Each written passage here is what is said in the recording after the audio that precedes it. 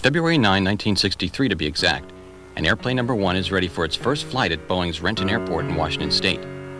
From today's date, that left less than 11 months to meet the December certification deadline specified by the two launch customers, United and Eastern Airlines. Heading up the test pilot team was Lew Wallach, Jr. Co-pilot Dick Loesch and flight engineer Marvin Schellenberger stood by while the logbook was ceremoniously signed by Captain Wallach. Meanwhile, final preparations are made for the flight that will ultimately end in the 727 gaining full FAA certification. The last pre-flight check is to exercise the hydraulic-powered flight controls one final time to confirm their proper operation. With all three engines started, the ground crew clears the last of the support equipment away, and Captain Wallach advances the thrust levers and taxis out. The weather was cooperating too. It was an unseasonably clear day with light winds from the north. This was essential, since all departures had to be on the north runway, out over the lake and away from populated areas, just in case.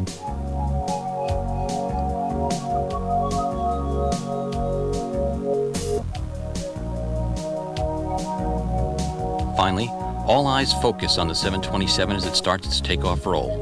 Weighing in at about 130,000 pounds, the acceleration is brisk, and the ground run is barely over 3,000 feet, remarkable for a jet airliner. Still, the unexpected happens, though, when the center engine surges just after liftoff. The crew reduces power on it somewhat, and the vibration mysteriously terminates. Yet another problem was discovered when the wing leading edge flaps could not be retracted. Apparently, the hydraulic actuators for them were too small for the air loads and would have to be redesigned. Nevertheless, 2 hours and 6 minutes were spent evaluating the handling of the 727, and for this, it got an enthusiastic thumbs up from the crew.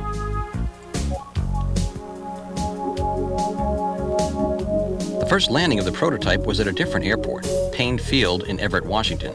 Approach speed was 110 knots, confirmed earlier in the flight by stalling the airplane, so they knew exactly just how slow it could fly. The flaps were also extended to their maximum value of 40 degrees.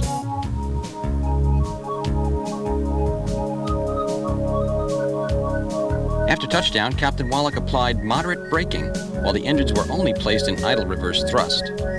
Amazingly, even on their first landing, the crew was able to stop the 727 in only 2,000 feet of ground roll.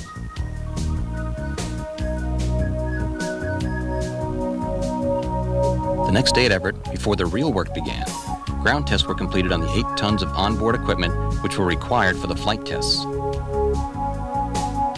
Low-speed flight was the first area examined on the next few tests. 750 individual perimeters were recorded in flight for later analysis by ground-based computers.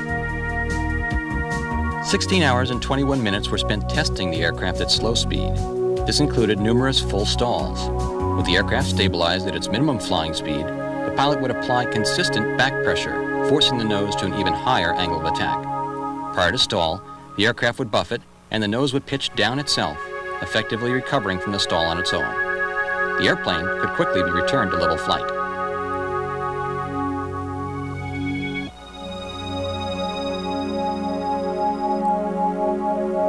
With the slow-speed testing complete, the 727 entered the high-speed phase of testing, specifically how turbulence might affect high-speed flight. The right-hand elevator had a small vane attached to it to induce flutter to the tail. Flutter is a potentially destructive force at high speed, so it was imperative to see how well the 727 naturally dampened out these vibrations. The right-hand wingtip had a similar vane attached also, but the wing itself moved only very slightly.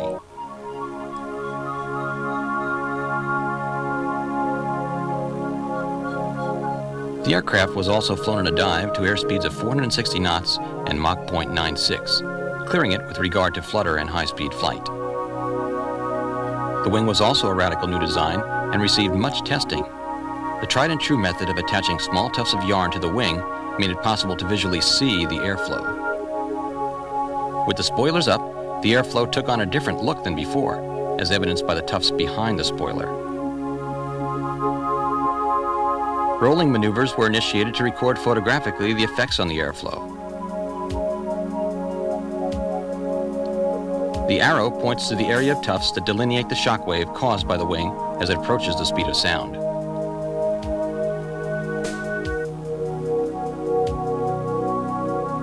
Sections of the lower wing were tufted also to study airflow around the flap tracks. Other sections of the aircraft of interest to the engineers were also tufted and photographed at varying airspeeds.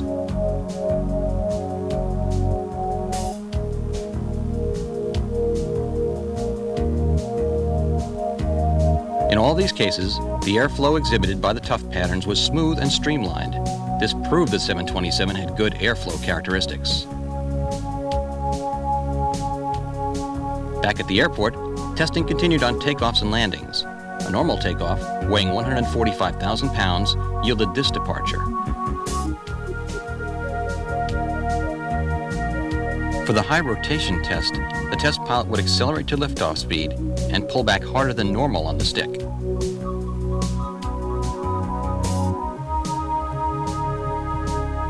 The weight was also 145,000 pounds for comparison purposes.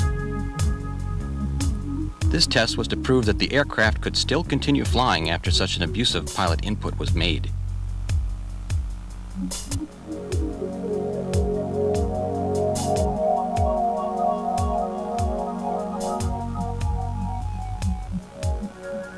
The over-rotation test was even more dramatic. The test pilot held the stick full up from the start of the takeoff roll. This causes the nose to lift prematurely and the tail skid to strike the runway surface. Again, it's all to prove the 727 can definitely continue flying if it happens for real.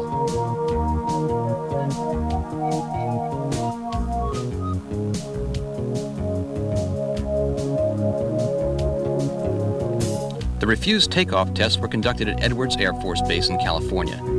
These tests were made at the full range of permissible takeoff weights for the 727 and every possible flap setting. The test pilots accelerated the aircraft normally to its liftoff speed, today calculated at 124 knots.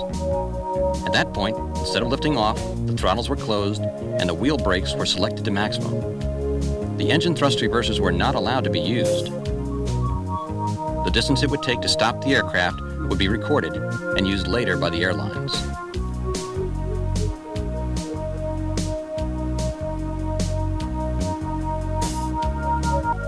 Maximum effort landings using brakes and thrust reversers were also demonstrated. In this landing, the 727 weighed 133,000 pounds. Amazingly, the ground roll was a mere 1,700 feet of runway.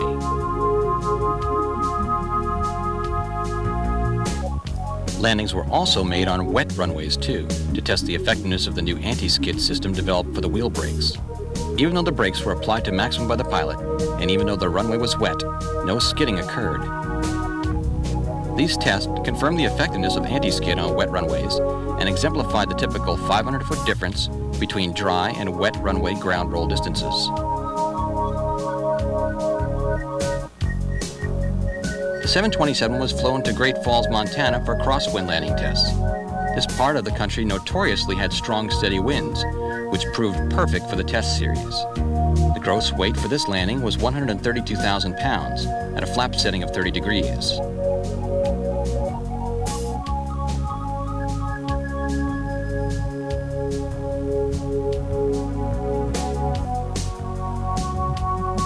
These tests eventually certified the 727 for landings in direct crosswinds of up to 30 knots.